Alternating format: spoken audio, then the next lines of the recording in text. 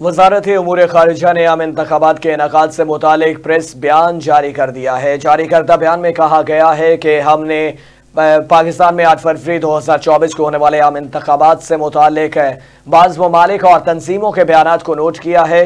हम इनसे बाज़ बयानात के मनफी लहजे पर हैरान हैं, जो ना तो इंतखाबी अमल की पेचीदगी को मद्देनजर रखते हैं और ना ही लाखों पाकिस्तानियों के वोट के हक के आज़ादाना और पुरजोश इस्तेमाल को तस्लीम करते हैं।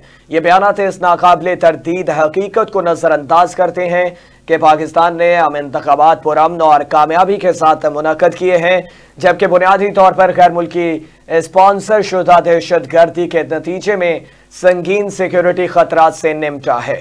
कुछ बयानात हकीकत पर मबनी भी नहीं होते। मुल्क भर में इंटरनेट की बंदिश नहीं थी। पोलिंग के दिन दहशतगर्दी के वाकयात से बचने के लिए सिर्फ मोबाइल सर्विस को दिन भर के लिए मुअत्तल रखा गया।